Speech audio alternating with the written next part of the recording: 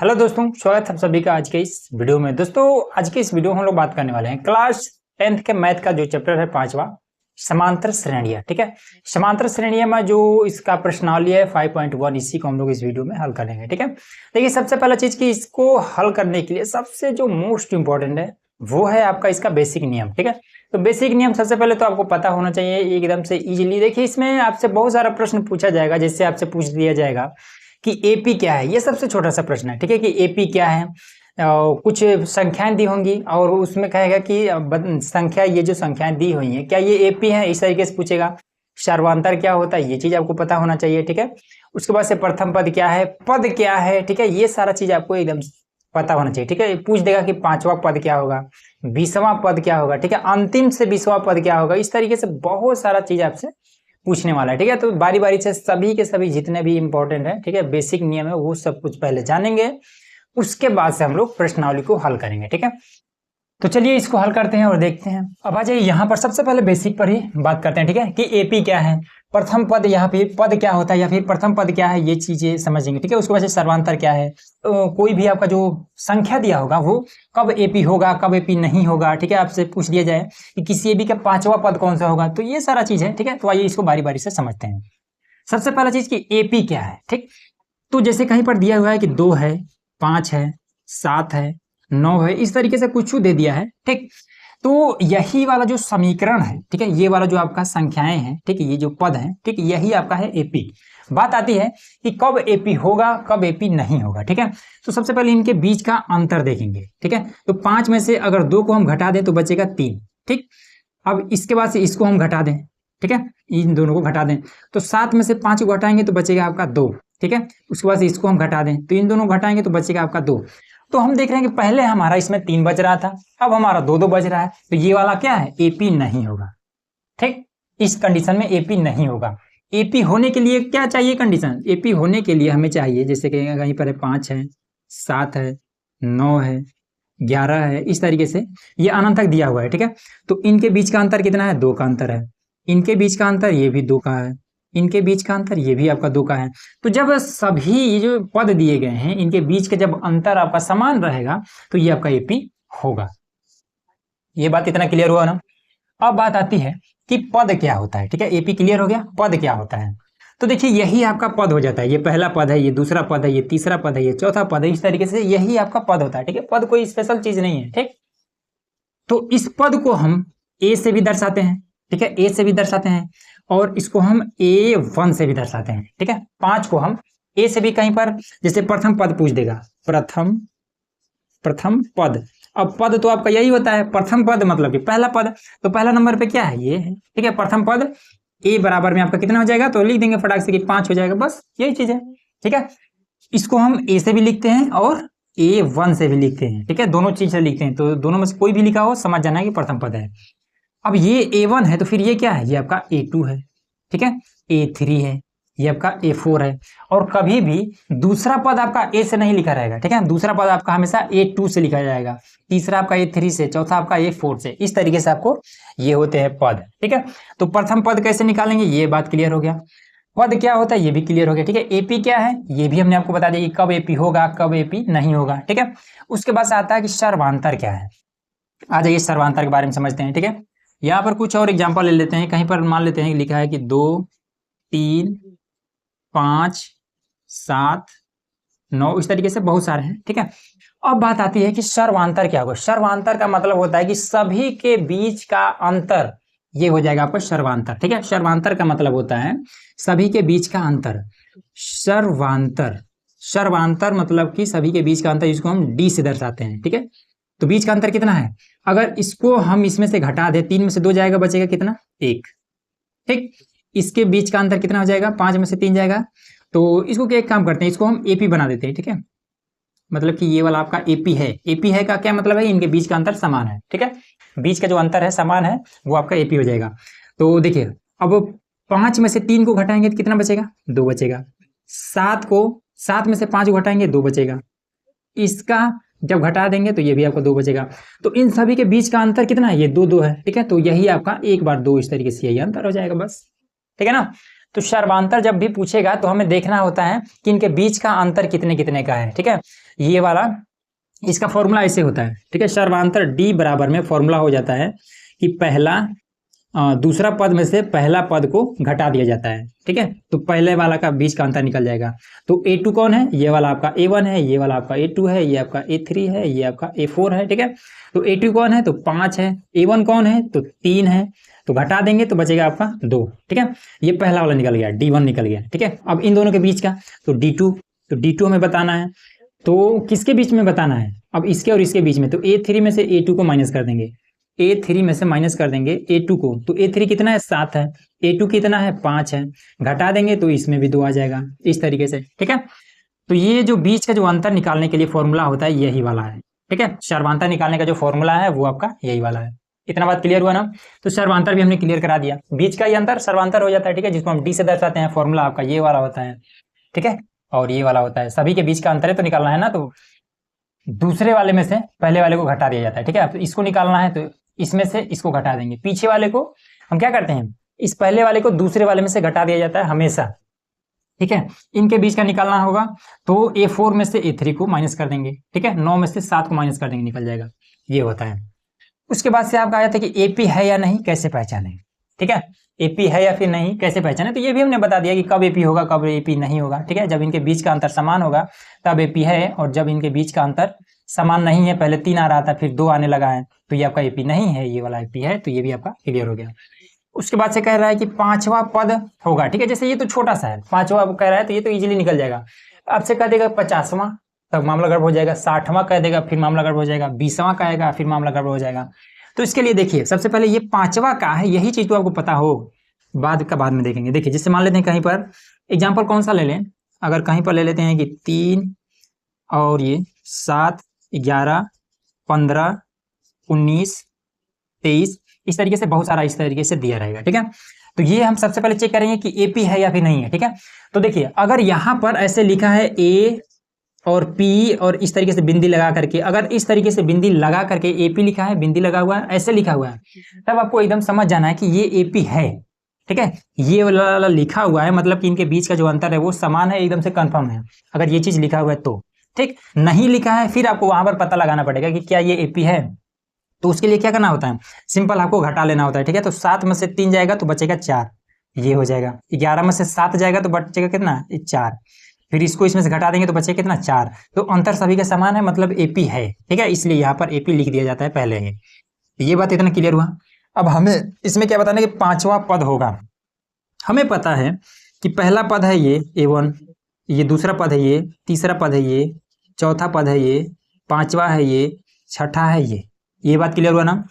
तो इसमें 5वां पद हमें बताना है ना, 5वां पद। तो 5वां पद को हम कैसे लिखेंगे, 5वां पद कैसे लिखेंगे हम, तो 5वां पद को हम A5 ऐसे लिखेंगे, ठीक है। अब इसमें हम गिन लेंगे कि 5वां नंबर पे क्या है, तो 1 2 3 4 5, इस तरीके से हम कहेंगे कि 5वां पद हमारा 19 है और यही आपका आंसर हो जाएगा, ठीक है।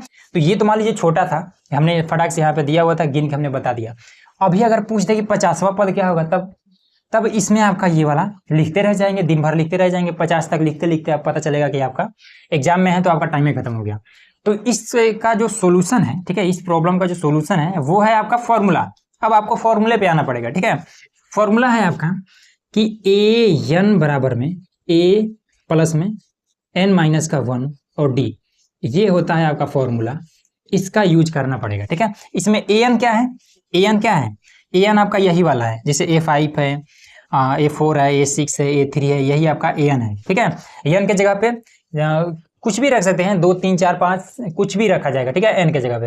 हालांकि जब इसको हम क्वेश्चन को हल कराएंगे उस समय ये वाला बताएंगे, ठीक है। ये फॉर्मूला आपको एकदम से कंठस्थ होना चाहिए, ठीक है, फॉर्मूला इंपॉर्टेंट है। तो ये सारा चीजें होती हैं, ठीक।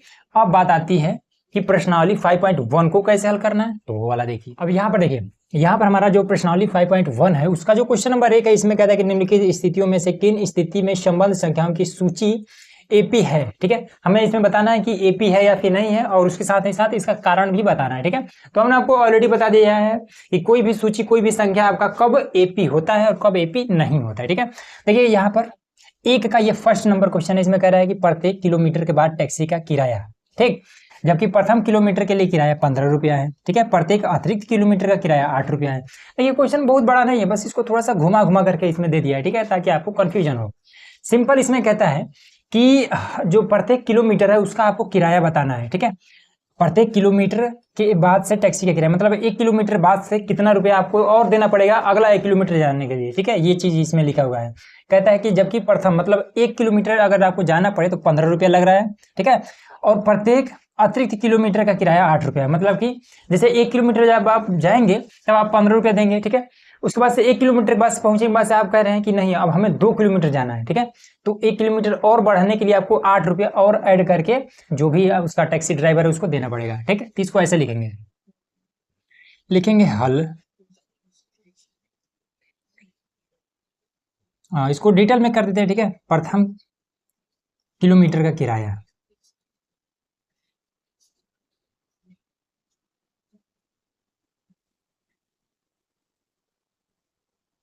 किराया बराबर में 15 रुपए है, ठीक है। उसके बाद से प्रत्येक किमी का किराया, अतिरिक्त किमी का किराया कितना है, 8 रुपया है, ठीक है। जो भी एक्स्ट्रा जाएंगे 1 किलोमीटर के बाद से उसका 8 रुपया देना पड़ेगा, ठीक। अब इसमें एपी कैसे बनेगा, या फिर सूची बना लेते हैं। इसमें हमें बताना कि एपी है या फिर नहीं है, ठीक है। तो यहाँ पर हम एपी नहीं लिख सकते ना अभी, क्योंकि अभी हमें कंफर्म नहीं है कि ये एपी है या फिर नहीं है, तो इस तरीके से हम नहीं लिख सकते हैं, ठीक है। तो चलिए, पहला किलोमीटर जाने के लिए आपको 15 रुपया देना पड़ेगा, ठीक है। दूसरा किलोमीटर जाने के लिए अब 15 रुपये में 8 रुपये जोड़ करके देना पड़ेगा, तो कितना हो जाएगा, 20-23 हो जाएगा, ठीक है। उसके बाद से तीसरा किलोमीटर जाने के लिए अब इसमें फिर से आपको 8 जोड़ना पड़ेगा, ठीक है। तो कितना हो जाएगा, 31 हो जाएगा। फिर 8 जोड़ देंगे तो कितना हो जाएगा, 39 हो जाएगा। इसी तरीके से आपका बढ़ता जाएगा, ठीक। अब इसमें देख लेंगे कि क्या इनके बीच के जो अंतर है वो कितने का है, तो 8 का है। इसका भी बीच का अंतर 8 का है, ठीक है। इसका भी 8 का है। जब 8-8 का अंतर है तो एपी है, ठीक। तो लिख देंगे कि अतः एपी है। क्यों, क्योंकि इसका सर्वांतर समान है, इसका सर्वांतर समान है। बस यही आपका आंसर हो जाएगा, ठीक है। ये सारा चीज जो हम आपको समझाने के लिए बता रहे हैं ये आपको लिखने की जरूरत नहीं है, ठीक है। आप डायरेक्ट इस तरीके से लिख दीजिए और उसके बाद ये लिख दीजिए, आपका आंसर हो गया। यही आपका आंसर हो जाएगा। अब आइए अगला देखिए, यहाँ पर क्वेश्चन नंबर 1 का ये सेकंड वाला है, ठीक है। इसमें कह रहा है कि किसी बेलन में उपस्थित हवा की मात्रा जबकि वायु निकालने वाला पंप प्रत्येक बार बेलन में शेष हवा का 1/4 भाग बाहर निकाल देता है, ठीक है। अब इसमें क्या है, ये भी बहुत आसान है। इसमें कह रहा है कि कोई हवा निकालने वाला जो पंप है, ठीक है, वो क्या कर रहा है कि बेलन में जितना भी हवा उपस्थित है, ठीक है, उसका 1/4 भाग ये हर बार बाहर निकाल दे रहा है, ठीक है। जैसे कि अब हम क्या करेंगे कि 4 से कटने वाला कुछ ऐसा संख्या लेंगे, ठीक है, जो कि इजीली 4 से कट जाए, ठीक है, ताकि हमको क्वेश्चन को हल करने में बहुत ज्यादा दिक्कत ना हो, ठीक है। तो इसमें कहता है एकदम से क्लियर लिख दिया है कि बेलन में जितना भी हवा रहेगा उसका 1/4 भाग ये हर बार बाहर निकाल देगा, ठीक है। तो आपको क्या करना पड़ेगा कि बेलन तो दिया है इसमें, लेकिन ये नहीं दिया हुआ है कि बेलन में कितना हवा है, ठीक है। तो जब ना दिया हो तो मैथ का ये नियम होता है कि उस चीज को मान लो। तो ऐसे मान लो, ठीक है, कुछ ऐसा मानो जो 4 से इजिली कट जाए। तो चलिए मान लेते हैं कि बेलन में उपस्थित हवा की मात्रा लिख लीजिए, ठीक है। मान लेते हैं कि बेलन में कितना हवा है, मान लेते हैं 64 है, ठीक है। बेलन में 64 हवा है, 64 केजी वायु है, ठीक है। केजी में आप इसको कर सकते हैं, ठीक है, गैस वगैरह केजी में बता सकते हैं, ठीक। तो ये हो गया 64 केजी है। अब इसमें क्या कर रहा है कि इसमें साफ साफ लिखा हुआ है कि बेलन में जितना भी हवा है उसका 1/4 भाग एक, इसमें क्या है, पंप है जो 1/4 भाग बाहर निकाल देता है, ठीक है। तो यहां लिख देंगे बाहर निकला हवा, बाहर निकला हवा कितना हो जाएगा, 64/4, ठीक है। तो कितना हो जाएगा, 16 चौका 64, ये 16, ठीक है, 16 बचा है।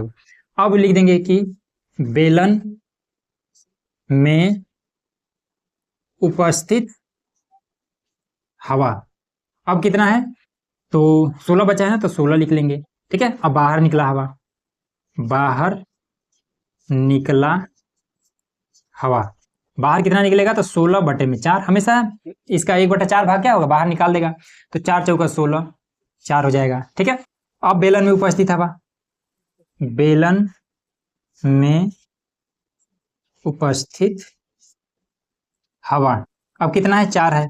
बाहर निकला हवा, बाहर निकला हवा, तो 4 था, 4 फिर निकल गया तो बचा 1, ये इतना। ठीक है, अब इसके बाद से बस इतना छोड़ दीजिए। ठीक, अब इसके बाद से सूची बना लीजिए।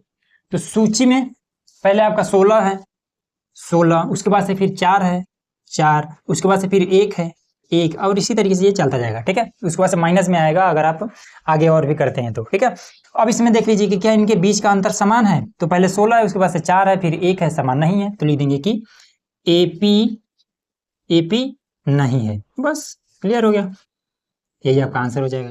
है, कारण देना होगा तो कारण दे दीजिएगा कि इनके बीच का अंतर समान नहीं है, इसलिए AP नहीं है। तीसरा देखिए, अब देखिए यहाँ पर क्वेश्चन नंबर 1 का ये थर्ड वाला। ठीक है, इसमें कहता है कि प्रत्येक मीटर के खुदाई के बाद एक कुआं खोदने में आई लागत। ठीक है, कह रहा है कि जबकि प्रथम मीटर खुदाई की लागत 150 रुपए है, ठीक है, और बाद में प्रत्येक मीटर की खुदाई लागत 50 रुपया बढ़ती जाती है। इसका क्या मतलब है, इसमें कहता है कि जब जमीन से, ठीक है, जमीन से जब अंदर केवल 1 मीटर खोदा जाता है तो उस टाइम पर 150 रुपए का खर्च बैठता है टोटल। ठीक है, उसके बाद से जैसे ही गहरा होता है, ठीक है, और 1 मीटर के बाद से फिर 1 मीटर जब खोदा गया है तो पहले 150 रुपया खर्च आ रहा था, उसके बाद से देखा गया है कि 150 तो आ रहा था, 50 रुपया और बढ़ करके, मतलब कि जैसे जितना गहरा होता जा रहा है उतना 50 रुपया बढ़ता जा रहा है। ठीक है, तो इसको हम ऐसे लिखेंगे, इसको डायरेक्ट आप लिख सकते हैं, लिखिए हल। तो यहाँ पर प्रथम मीटर की लागत लिख देंगे यहाँ पर कि प्रथम मीटर की लागत कितना है, 150 रुपए है। ठीक, उसके बाद से अतिरिक्त मीटर, अतिरिक्त लागत, अतिरिक्त लागत 50 रुपए है। ठीक है, तो इसमें सूची कैसे बनेगा, तो पहले 1 मीटर 150 रुपये में खोदा जा रहा था, फिर 50 रुपये बढ़ जाता है, फिर 200 रुपये में खोदा जा रहा है, फिर 50 रुपये बढ़ गया, 250 रुपये में खोदा जा रहा है। ठीक है, उसके बाद से फिर 300 रुपये में, इसी तरीके से बढ़ता जाता है। ठीक है, तो इनके बीच का अंतर कितना है, 50 का है, इसके बीच का अंतर 50 का है, यहाँ पे 50 का है। ठीक है, तो लिख देंगे कि अतः AP है, क्योंकि AP है क्योंकि सर्वांतर, इसका सर्वांतर समान है। बस यही आपका आंसर हो जाएगा। थर्ड नंबर भी हो गया। फोर्थ वाला देखिए, अब इसमें देखिए आपका 1 का ये फोर्थ नंबर है। ठीक है, इसमें कह रहा है कि खाते में प्रत्येक वर्ष का मिश्र धन, ठीक है, मिश्र धन क्या होता है, मूलधन, ठीक है, जबकि 10,000 होगा। मिश्र धन क्या होता है, मूलधन और ब्याज दोनों मिला करके आपका हो जाता है मिश्र धन। ठीक है, तो कह रहा है कि मिश्र धन जबकि 10,000 की राशि 8% वार्षिक दर से चक्रवृद्धि ब्याज पर जमा की जाती है। ठीक है, अब ये चीज हम किस तरीके से करेंगे, देखिए सबसे पहले तो आपको मिश्र धन और ये चक्रवृद्धि ब्याज, ये फॉर्मूला आपको पता होना चाहिए। ठीक है, देखिए मिश्र धन, मिश्र धन, मिश्र धन बराबर होता है मूलधन, ठीक है, मूलधन प्लस में ब्याज, ये दोनों मिलकर के हो जाता है कितना, मिश्र धन हो जाता है। ठीक है, यही मिश्र धन हमें बताना है कि एक साल में टोटल कितना मूलधन के साथ में टोटल कितना ब्याज जुड़ता है। ठीक है, वही आपका मिश्र धन हो जाएगा। वही इसमें बताना है कि टोटल एक साल में कितना उसको ब्याज और मूलधन मिल करके एक साल में टोटल कितना रुपया हो जाता है। ठीक है, उसके बाद से फिर उस पैसे पर 8% का फिर से जब ब्याज लगाएंगे तब टोटल इसमें ब्याज कितना बनेगा, यही चीज है। ठीक है, और चक्रवृद्धि ब्याज, तो देखिए चक्रवृद्धि ब्याज बराबर मिश्र धन में से, ठीक है, मिश्र धन में से हम मूलधन को माइनस कर देते हैं, वही हमारा चक्रवृद्धि ब्याज निकल जाता है। ठीक है, तो ये कोई बड़ी चीज नहीं है। देखिए इसमें सिंपल आपको क्या करना है, इसमें कह रहा है सीधा सीधा कि एक साल में टोटल कितना मिश्र धन मिल रहा है। ठीक है, ये चीज हमें बताना है। मिश्र धन का मतलब मूलधन के साथ साथ 8% का जब ब्याज लगाया जाता है, चक्रवृद्धि ब्याज, ठीक है, तो टोटल रुपया कितना मिल जा रहा है, मूलधन प्लस में ब्याज मिल करके एक साल में कितना रुपया होगा, वो बात हमें यहाँ पर बतानी है। ठीक है, उसके बाद से फिर दूसरे साल का, फिर तीसरे साल का, इसी तरीके से बताना है। ठीक, तो देखिए मूलधन हमारा कितना है, मूलधन हमारा है 10,000, ये बात क्लियर हुआ। दर कितना है, कितने परसेंट पर दिया गया है, तो दर हमारा 8% है, ठीक है। उसके बाद से समय कितना, तो 1 साल, समय 1 लेंगे, ठीक है। तो यहां से हम ब्याज निकाल लेते हैं, ब्याज। तो ब्याज निकालने के लिए मूलधन, फॉर्मूला हो जाता है मूलधन गुणे दर और गुणे समय और बटे में 100 हो जाता है, ये हो जाता है, ठीक है। तो मूलधन हमारा है 10,000, दर है हमारा 8%, समय हमारा 1 और 100 इसमें बटे में हो जाएगा, 100 से ये दोनों कट जाएंगे तो इसका गुणा इसके साथ, तो हो जाएगा कितना, ब्याज कितना आ गया, 800 रुपया। तो 10,000 पर जो ब्याज निकलता है वो 800 रुपये का ब्याज निकलता है, ठीक। अब हमें क्या बताना है, हमें 1 साल में टोटल हमें मिश्र धन बताना है। मिश्र धन मतलब मूलधन के साथ में ब्याज को ऐड कर दिया जाता है। तो यहाँ पर मिश्र धन बता देते हैं, मिश्र धन। तो मिश्र धन में मूलधन 10,000 प्लस में ब्याज 800 बराबर हो जाएगा 10,800। ये आपका निकल गया 1 साल का मिश्र धन। ये बात इतना क्लियर हुआ ना। अब इसमें अब एक चीज और कि चक्रवृद्धि, आप कुछ लोग कहेंगे कि यहाँ पर तो चक्रवृद्धि ब्याज निकला है और आप निकाले हैं केवल ब्याज, ठीक है। तो देखिए चक्रवृद्धि ब्याज क्या कहता है कि मिश्र धन में से मूलधन को माइनस कर देंगे, चक्रवृद्धि ब्याज आ जाएगा। तो मिश्र धन कितना है, ये मिश्र धन हमारा 1 साल का ये निकला है ना। तो अगर हम यहाँ पर हम 10,000 रख देते हैं, ठीक है, 10,000 कितना, 10,800, 10,800 रख देते हैं और माइनस कर देते हैं मूलधन, मूलधन कितना है 10,000 है ना। 10,000 अगर हम इसमें से माइनस कर देते हैं तो कितना बचेगा, 809 बचेगा। तो यही वाला तो ब्याज आ जाएगा ये भी, तो इसलिए इसका यहाँ पर कोई मतलब नहीं है, ठीक है। दोनों का आंसर सेम आ रहा है। अब इसमें हमें क्या मिला, हमें 10,800 1 साल का टोटल मिश्र धन मिल गया, ठीक है। अब 1 साल का हमारा मिल गया। अब फिर हम क्या करेंगे, बैंक में फिर से जमा कर देंगे। तो अब 10,800 पर हमारा क्या हो जाएगा, 8% का ब्याज लग करके और फिर से हमें अगले साल ब्याज मिलेगा, तो वही यहाँ पर फिर से निकाल लेंगे, ठीक है। अब यहाँ पर तो ये क्या है, ये प्रथम वर्ष का मिश्र धन हो गया। अब द्वितीय वर्ष का निकाल लेते हैं, द्वितीय वर्ष में, ठीक है, द्वितीय वर्ष में लिख देते हैं। द्वितीय वर्ष में हमें मिश्र धन फिर से बताना है। तो चलिए ब्याज पहले निकाल लेते हैं, ब्याज। तो ब्याज में हमारा क्या हो जाएगा, मूलधन, मूलधन इस बार कितना है, 10,800 हो गया है, 10,800 हो गया है। और दर कितना है, 8% है। समय फिर से 1 साल, तो 1 लिख देते हैं और बटे में 100 हमेशा रहबे करेगा, इससे आपका ये कट जाएगा। तो ये कितना हो जाएगा, 8 8 64 का ये 4 हो जाएगा और ये आपका 6 हो जाएगा, 8 1 9 8। तो इस बार ब्याज कितना बना, ये बना 864, ठीक है। तो हमें क्या बताना है, 1 साल का मिश्र धन बताना है। तो मिश्र धन निकाल लेते हैं, मिश्र धन। मिश्र धन में आपका कितना हो जाएगा, तो ये आपका हो जाएगा मिश्र धन बराबर में मूलधन, मूलधन कितना था, ये वाला था ना, 10,800 प्लस में 864, तो कितना हो जाएगा, ये आपका हो जाएगा पहले तो 64, उसके बाद से 8 8 16 का 6 1 फिर 1, ये इतना आ जाएगा दूसरे साल में, ठीक है। और हमने जमा कितना किया था, अब इसमें देखिए जमा हमने 10,000 किया था, ठीक। और दूसरे साल में आपका जब अगले साल जब उसको मिला ब्याज के साथ में मिश्र धन, तो कितना मिला, 10,800 मिला, 10,800 मिला। फिर उसके अगले साल में 11,664, 11,664 मिला, ठीक है। इसी तरीके से ये बढ़ता जाएगा, ठीक है। अब इसमें देखिए, अभी इसमें देख लेंगे एपी है कि नहीं है। तो इसके बीच का अंतर कितना है, 800 का है, ठीक। और इन दोनों के बीच का अंतर कितना है, तो इसका 864 हो जाएगा, ठीक है। घटा लेते हैं, तो 11,664 में से 10,800, तो यहाँ पर देखिए 864 है, ठीक है। जब इसको इसमें से घटाया जाता है तो 864 आ जाता है, ठीक। तो इसमें क्या है, इनके बीच का जो अंतर है वो समान नहीं है, तो यहाँ पर लिख देंगे कि एपी नहीं है, एपी नहीं है, क्योंकि सार्वांतर अलग अलग है, ये आपका आंसर हो जाएगा, ठीक है ना, क्लियर होगा। तो ये चीजें हैं। अब आ जाइए क्वेश्चन नंबर दूसरा, कैसे है उसको देखते हैं। अब देखिए यहाँ पर हमारा क्वेश्चन नंबर है दूसरा, इसमें कह रहा है कि दी हुई एपी के प्रथम 4 पद लिखिए, जबकि प्रथम पद ए तथा सर्वांतर डी यहाँ पर निम्नलिखित है, ठीक है। ये ए बराबर 10, डी बराबर ये 10 है। कह रहा है कि और इसका 4 पद लिखिए, ठीक है। मान लीजिए एक पद तो यहाँ पर ये दिया हुआ है, ठीक है। प्रथम पद को हमने बताया था ना कि उसको हम ए से भी लिख सकते हैं और A1 से भी लिख सकते हैं। तो यहाँ पर एक पद यहाँ पर दे दिया है, ठीक है। तो प्रथम 4 पद लिखिए, ठीक है, 1 से 4 पद तक हमें लिखना है, ठीक है। तो एक पद 10 है और अगला इसका क्या हो जाएगा, तो देखिए सिंपल इसमें क्या हो जाएगा कि 10 में इस वाले को जोड़ देंगे, ठीक है, तो उसका अगला पद आ जाएगा, ठीक।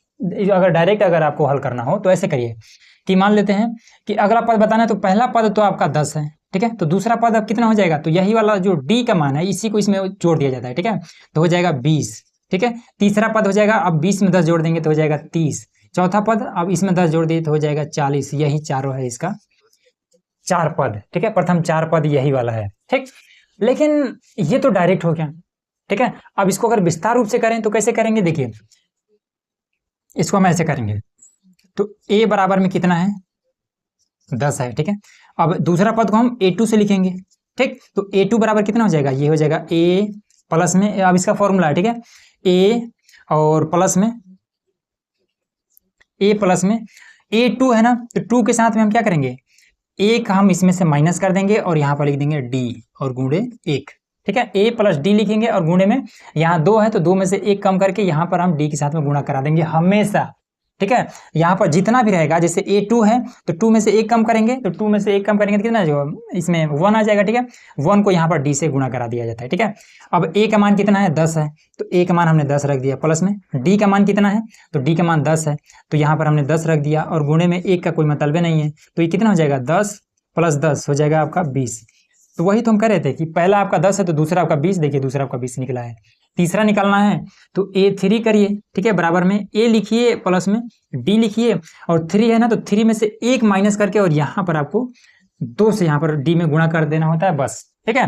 तो a का मान कितना है 10 है, d का मान भी 10 से है और गुणे में 2 हो जाएगा तो कितना हो जाएगा, तो 10 प्लस में 10 दूना 20 तो हो जाएगा आपका 30। तीसरा निकल गया, देखिए यहाँ पर, ठीक है। a4 निकालना है तो a4 करिए, तो a प्लस में 4 है ना, तो 3d करिए या फिर a प्लस डी लिखिए और यहाँ पर 4 है तो 3 से यहाँ पर गुणा कर दीजिए, ठीक है। तो ये आपका कितना हो जाएगा, a का मान है 10 प्लस में d का मान भी 10 से है, गुणे में 3 कर देंगे तो 10 या 30 और 10 40, यह आपका आंसर हो जाएगा। इस तरीके से आपको करना है, क्लियर हो रहा है ना। अब आ जाइए सेकेंड वाला करते हैं। सेकेंड वाला तो a आपका दिया हुआ है, a2 निकालना है, a2 तो a लिखिए प्लस में d लिखिए और गुणे में 2 है ना यहाँ पे, तो 1 से यहाँ गुणा कर दीजिए 1 कम करके, तो a का मान कितना है माइनस का 2 है, d का मान कितना है तो 0 है और गुणे में 1, ये पूरा 0 हो जाएगा, माइनस का ये 2 हो जाएगा। a3 अगर आपको निकालना है तो लिखिए a लिखिए प्लस में d लिखिए, 3 है तो गुणे में 2 कर दीजिए। अब यहाँ पर a का मान माइनस का 2 है प्लस में d का मान कितना है, d का मान यहाँ पर 0 है, 0 गुणे में 2, और जब d का मान 0 है तो इसमें कुछ माने में अंतर नहीं होगा तो ये 0 हो जाएगा, फिर ये माइनस का 2 आ जाएगा। a4 निकालना है तो a4 ऐसे करिए और a प्लस में d लिखिए, 4 है तो यहाँ पर गुणा कर दीजिए 3 से, तो a का मान माइनस का 2 प्लस में d का मान 0 गुणे में 3, तो यहाँ पर कितना हो जाएगा, ये पूरा 0 हो जाएगा और ये माइनस का 2 आ जाएगा, इस तरीके से, ठीक। ये वाला देखिए a आपका दिया हुआ है, a2 आपको निकाल लेना है, a2 बराबर में a प्लस में d लिखिए और 2 है तो 1 से गुणा कर दीजिए, a का मान कितना है 4 है प्लस में d का मान माइनस का 3 है, माइनस का 3 और गुणे में 1 कर दीजिए, तो ये कितना हो जाएगा, ये 4 और ये प्लस माइनस माइनस, माइनस का 3 बराबर में 1, a3 a प्लस d लिख करके और ये 3 है तो 2 से गुणा कर दीजिए, a का मान कितना है 4 है, d का मान कितना है माइनस का 3 है और गुणे में ये 2, तो कितना हो जाएगा, ये 4 और 3 दूना 6, माइनस का 6 हो जाएगा, घटा देंगे तो माइनस का ये 2। उसके बाद से a4 आप खुद निकालिए, a प्लस में 4 है ना, तो यहाँ पर d लिखिए और 3 से गुणा कर दीजिए और a का मान रखिए, d का मान रखिए और जोड़ घटा करके आंसर बताइए, ये आपका क्लियर हो गया, ठीक है। चलिए फोर्थ नंबर में a1 तो देवे किया है, ठीक है, a1 दे दिया है, a2 तो a प्लस में 2 तो यहाँ पर d लिखिए और गुणे में 1 कर दीजिए, a का मान माइनस का 1 प्लस में d का मान 1/2 और गुणे में 1, ये वाला, ठीक है। अब इसमें क्या करिए, हर बराबर कर लीजिए, तो ये कितना हो जाएगा माइनस का 2/2 प्लस में 1/2, अब इसको घटा देंगे तो माइनस का 1/में हो जाएगा 2 और ये आपका आंसर a2 निकल गया है, ठीक है। a3 निकालना है तो a3 करिए बराबर में a प्लस में d करिए और 3 है तो गुणे में आपको 2 से गुणा कर देना है इसके साथ, ए का मान माइनस का 1 है, प्लस में डी का मान 1/2 है और गुणे में आपका ये 2 है। इससे आपका ये खत्म हो जाएगा, तो माइनस का 1 प्लस का 1 बराबर में कितना हो जाएगा, 0 हो जाएगा। ठीक, अब इसी तरीके से A4, तो A4 भी कर लीजिए। तो A प्लस में 4 है तो D के साथ में 3 से गुणा करा दीजिए। A का मान कितना है, A का मान माइनस का 1 और प्लस में D का मान 1/2 और गुणे में आपका 3 हो जाएगा। अब इसका गुणा इसमें कर देंगे तो पहले तो हो जाएगा कितना, माइनस का 1 और प्लस में इसका गुणा, तो 3/2 और बटे में 1 कर लेते हैं। अब इसका हर बराबर कर देते हैं, तो माइनस का 2 प्लस का ये 3 बटे में आपका 2 हो जाएगा, तो 1/2। सिंपल यही आपका आंसर आ जाएगा। ठीक, तो इस तरीके से आपको करना। अब यहाँ पर आ जाता है आपका दशमलव वाला। ठीक है, तो कोनो दिक्कत नहीं है, दशमलव वाला है तो दशमलव में कर देंगे। तो A2 अगर आपको निकालना है तो A लिखिए, प्लस में D लिखिए और गुणे में 2 है तो 1 यहाँ पर गुणा करा दीजिए। A का मान कितना है, तो माइनस का 1.25 है। ठीक है, प्लस में D का मान कितना है, तो ये माइनस का 0 माइनस का, ठीक है, माइनस का ये 0.25 और गुणे में 1 का कोई मतलब नहीं है। ठीक है, तो यहाँ पर कितना हो जाएगा आपका, माइनस का 1.25 और प्लस माइनस का ये 0.25। ठीक है, तो 25 और 25 50 हो जाएगा और ये दोनों जुड़ जाएगा ना, तो माइनस का 1.5 और 0, ये आ जाएगा इसका आंसर। ठीक है, अब A2 हो गया, A3 निकाल लेते हैं। A3 बराबर में A प्लस D लिखिए और 3 है तो गुणे 2 कर दीजिए। A का मान माइनस का 1.25 प्लस में D का मान, तो ये वाला हो जाएगा, ये माइनस का 0.25। ठीक है, और गुणे में 2, तो गुणे में 2 हो जाएगा। माइनस का 1.25 और ये माइनस प्लस माइनस में 25 दूना 50 हो जाएगा, 0.5 और 0। अब ये दोनों कितना हो जाएगा, 25 और 50 75 हो जाएगा, तो माइनस का 1.75 और ये आपका इजीली आंसर निकल गया। ठीक है, इस तरीके से A4 भी निकालना है, तो चलिए यहीं पर निकाल ही देते हैं। ठीक है, स्पेस थोड़ा सा कम है,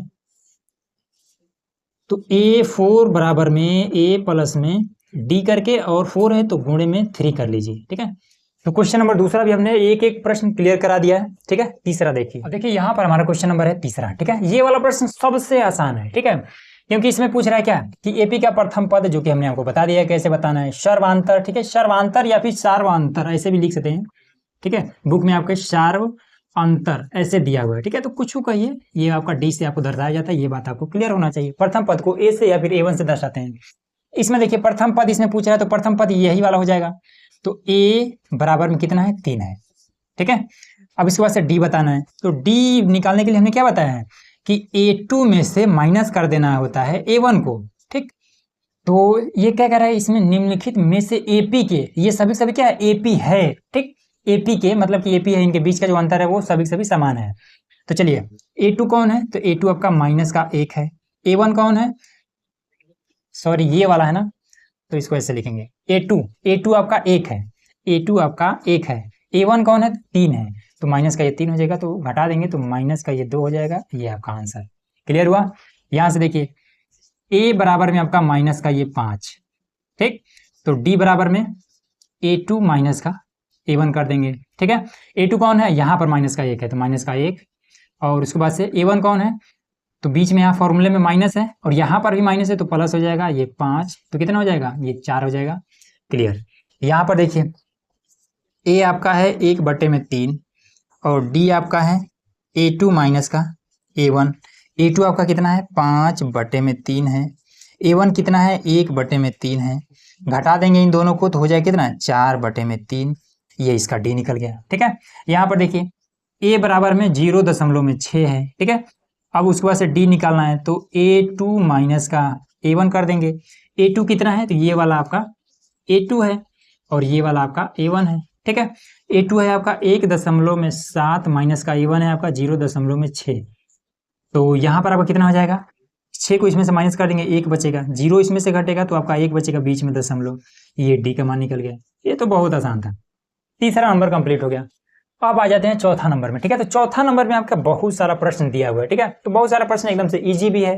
ठीक, कुछ प्रश्न आपका डिफिकल्ट है। ठीक है, तो उसको हम सभी को देख करके इसमें क्लियर करा देते हैं। ठीक है, देखिए अब देखिए यहाँ पर हमारा क्वेश्चन नंबर है 4। ठीक है, इसमें कह रहा है कि निम्नलिखित में से कौन कौन एपी है। ठीक है, यदि कोई एपी है तो इसका सार्वधातुक ज्ञात कीजिए और इनके 3 पद लिखिए। ठीक है, 3 और पद हमें लिखना है, ये चीज इसमें कह रहा है। ठीक है, तो सबसे पहला चीज कि इसमें हमने आपको एपी निकालने के लिए किस तरीके से पहचानेंगे कि एपी है या फिर नहीं है, ये चीज हमने आपको बता दिया है। ठीक है, सार्वधातुक क्या होता है, इनके बीच का अंतर जो होता है वही सार्वधातुक होता है, ये भी हमने आपको बता दिया है। अब इसमें कह रहा है कि 3 और पद लिखिए, मतलब कि 1 2 3 4 पद दिया है ना, तो 4 पद के बाद से 3 और पद हमें लिखना है यहाँ पर। ठीक है, किसका, जो एपी होगा उसी का, केवल जो नहीं है उसका नहीं लिखना है। ठीक है, चलिए इसका देखते हैं कि ये एपी है या फिर नहीं है। ठीक, तो एपी पहचानने के लिए इनके बीच का अंतर सेम होना चाहिए, बस आपका एपी हो जाएगा। ठीक है, तो देखिए इसके इनके बीच का अंतर कितना है।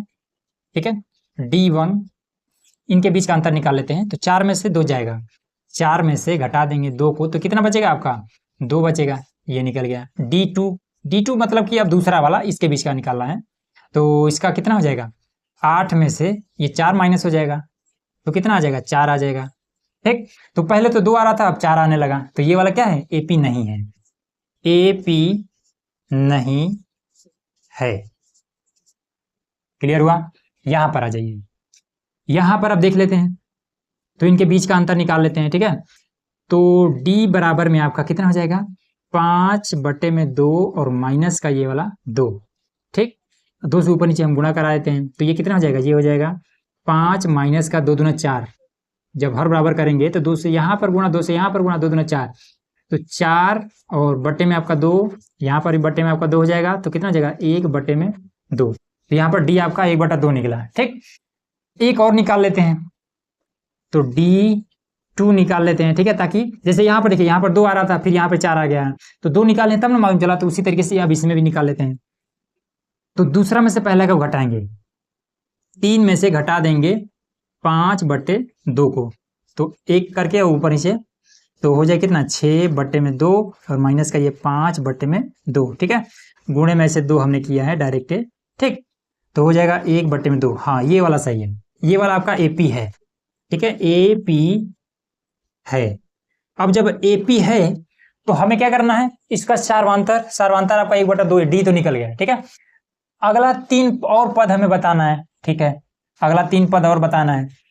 तो देखिए ऑलरेडी ये कितना पद दिया हुआ है, 1 2 3 4 पद ऑलरेडी दिया हुआ है, हमें 5वां 6वां और 7वां निकालना है। ठीक है, तो कैसे निकालेंगे, तो 4 दिया हमने, तो 5वां निकालना है, A5। ठीक, तो A5 के लिए फॉर्मूला क्या हो जाएगा, A प्लस में D, और 5 है तो गुणे में यहाँ पर 4 कर देना है, बस। A कौन है, पहला वाला, तो यहाँ पर हो जाएगा 2, प्लस में D कौन है, तो यही देखिए 2 बार निकला है ना, तो 1/2 1/2, कहीं पर भी कोनो भी 1/2 उठा करके यहाँ रख देना है, और गुणे में ये वाला 4 है, इससे आपका ये कट जाएगा, तो हो जाएगा कितना कि 2 प्लस में 2 बार में कट जाएगा, तो ये हो जाएगा 2, तो हो जाएगा कितना, 4। इजीली निकल गया ना। अब इसके बाद से A6 बराबर में A प्लस D और गुणे में 6 को हम 5 करके यहाँ गुणा करा देंगे, तो A का मान है 2 प्लस में D का मान है 1/2 और यहाँ पर है आपका 5, इसका गुणा इसमें करा देते हैं, तो हो जाएगा 2 प्लस में 5 में हो जाएगा 2। अब इसका हर बराबर कर लेते हैं, तो हो जाएगा 4/2 प्लस में 5 में हो जाएगा 2, तो ये अब कितना हो जाएगा, 5 4 9 में हो जाएगा 2, ये निकल गया। ठीक है, A7 निकाल लेते हैं, तो A7 बराबर में A प्लस में 6D या फिर A और D लिख कर 6 से गुणा कर दीजिए। ठीक है, 6D भी लिख देते हैं तो भी वही बात रहेगा। A का मान है कितना, 2 है ना, हाँ 2 है, 2 प्लस में D का मान है 1/2 और यहाँ पर हो जाएगा कितना, ये आपका 6, तो 2 3 6, तो 3 और 2 5, तो हो जाएगा आपका 5, और ये सिंपल आपका 3 निकल गया। 3 बताना है ना, हाँ 3 बताना है, तो 1 2 और 3 निकल गया इजीली। ठीक है, यहाँ पर अब इसको देखिए, ये वाला है कि नहीं है, तो पहले हम D निकाल लेते हैं। ठीक है, D1, तो माइनस का ये 3.2, ठीक, और माइनस का ये वाला, ये माइनस है और इसमें पहले से ही माइनस होता है, तो ये 1.2, तो ये आपका कितना निकल जाएगा, 2 से 2 जाएगा, 0 हो जाएगा, 1 इसमें से घटेगा तो माइनस का 2 हो जाएगा, 0.0, ये आपका हो जाएगा। D2 निकाल लेते हैं, इसमें से इसको घटा देंगे तो माइनस का ये 5.2 और माइनस, ये भी माइनस है, यहाँ पर माइनस और प्लस हो जाएगा 3.2, तो ये कितना हो जाएगा, ये 0 हो जाएगा, और इसको घटा देंगे तो कितना आ जाएगा, माइनस का 2, ये तो एपी है। ठीक है, लिख देंगे कि एपी है। अब जब ए पी है तो इसका तीसरा, चौथा, पांचवा, छठा ये सब निकालना है। तो 1 2 3 4 तो दिया है, पांचवा निकालना है। तो A5 निकालना है तो A प्लस में 5 है ना, तो D लिख करके और 4 से गुणा करा देंगे। तो A का मान कितना है, ये वाला, माइनस का 1.2 प्लस में D का मान कितना निकला है, ये वाला, D का मान निकला है माइनस का 2.0 और गुणे में 4, गुणे में 4, तो माइनस का 1.2, 4 दूना 8 और माइनस का ये 8.0, ठीक है। अब इन दोनों का जुड़ जाएगा, ठीक है। ये भी माइनस, ये भी माइनस हो तो हो जाएगा कितना, माइनस का ये 9.2, ये निकल गया, ठीक है। अब A6 निकालना है तो A6, तो A प्लस D और 6 है तो गुणे में यहाँ पर 5 करा देंगे। A का मान माइनस का 1.2 प्लस में D का मान कितना है, तो माइनस का 2.0 है और गुणे में आपका ये 5, तो 5 दूना 10, तो ये कितना हो जाएगा, माइनस का 1.2 और माइनस का ये 10.0, तो कितना हो जाएगा 10 और 1 11, माइनस का 11.2, ये हो जाएगा। अब इसके बाद से A7 बराबर में A प्लस में 6 D करिए या फिर D गुणे 6 करिए, ठीक है, दोनों एक ही चीज है। तो ये माइनस का 1.2 प्लस में ये 6 गुणे D का मान माइनस का ये 2.0, तो 6 दूना 12 और 1 13, माइनस का 1.2 प्लस में ये प्लस माइनस माइनस हो जाएगा, माइनस का ये 6 दूना 12.0, तो बराबर कितना हो जाएगा, 12 और 1 13, माइनस का ये 13.2 और यही इसका आंसर हो जाएगा, ये निकल गया, ठीक है। तो इस तरीके से हमने निकाल दिया ना 3 और पद। और भी आगे प्रश्न है उसको देखिए। तो चलिए यहाँ पर देखिए, और हमने 3 प्रश्न और हमने यहाँ पे ले लिया, ठीक है। अब इसको देखिए कैसे करेंगे, सबसे पहले चेक करना है, ठीक है। तो D बराबर इसको निकाल लेते हैं। तो D बराबर में माइनस का 6 और यहाँ पर माइनस रहता है, ठीक है। एक बार फॉर्मूला लिख देते हैं, ठीक है, नहीं तो फिर आप कंफ्यूजन हो जाएगा आपको। तो D बराबर में A2 माइनस का A1, ठीक है, और ये वाला आपका है A1, ये है A2, ये है आपका A3, ये है आपका A4, ठीक। A2 कौन है, तो माइनस का 6, यहाँ माइनस है और ये भी माइनस है तो हो जाएगा प्लस में 10, तो हो जाएगा 4, ठीक है। और उसके बाद से D2 निकाल लेते हैं अब इन दोनों के बीच में। तो ये आपका कितना हो जाएगा, D2 में इसमें से ये घटेगा, तीसरे में से दूसरा घटेगा, A3 में से घट जाएगा A2, A3 आपका है माइनस का 2, फिर ये प्लस में आपका हो जाएगा 6, बराबर में आपका हो जाएगा 4, ये निकल गया, ठीक है ना। तो दोनों बराबर है, मतलब AP है, AP है। अब जब AP है तब इसमें कितना हो जाएगा, A4 तक दिया है तो A5, A6 और A7 निकाल लेते हैं, ठीक है। तो A5 बराबर में A प्लस D और गुणे में 5 है तो 4 कर लेते हैं। A का मान कितना है, ये माइनस का 10, तो माइनस का 10 हो जाएगा। D का मान कितना निकला है, तो 4, तो 4 गुणे 4 हो जाएगा, तो 4 चौका 16 और माइनस 10, तो कितना हो जाएगा आपका, ये 6 हो जाएगा। A5 निकाल लेते हैं, A6 निकाल लेते हैं। तो A प्लस D और 6, तो ये 5 हो जाएगा। A का मान माइनस का 10, D का मान ये 4 गुणे 5, 4 5 20 माइनस 10, आपका हो जाएगा प्लस का 10।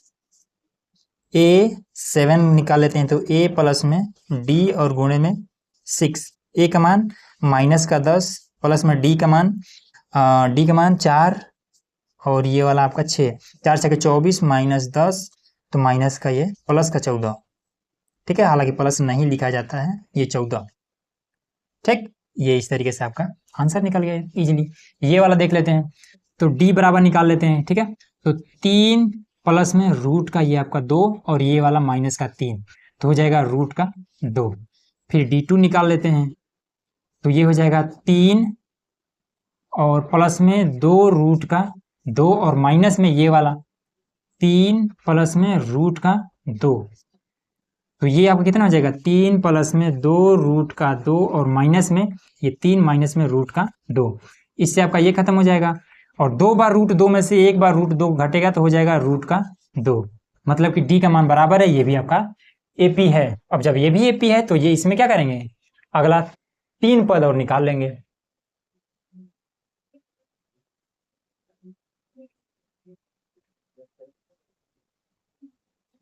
तो चलिए अगला 3 पद निकाल लेते हैं, ठीक है। तो 4 तक तो दिया हुआ है, A1, A2, A3, A4 ये दिया हुआ है, ठीक है। A5 निकाल लेते हैं। A5 बराबर में A प्लस 5 है ना, तो 4 और D हो जाएगा। A का मान कितना है, 3 है, तो 3 प्लस में 4 इंटू डी का मान कितना है, √2, रूट का 2, तो ये आपका हो जाएगा 3 प्लस में 4 रूट का 2, ये आपका निकल गया। A6 निकाल लेते हैं, A6 तो A प्लस में 6 है ना, तो D लिख के और 5 से गुणा कर देंगे, ठीक है। तो A का मान है 3 प्लस में D का मान कितना है, रूट का 2 और ये 5, तो इनका गुणा कराते हैं तो हो जाएगा 3 प्लस में 5, 3 और प्लस में इसका गुणा इसमें हो जाएगा तो 5 रूट का 2 हो जाएगा। फिर A7, A प्लस में D और गुणे में 6 कर देंगे, इसमें से एक कम करके, तो A का मान कितना है, 3 है, प्लस में D का मान रूट का 2 है और इसके बाद से ये 6 है, तो ये कितना हो जाएगा आपका 3 प्लस में 6 रूट का 2 और यही आपका आंसर आ गया, ठीक है।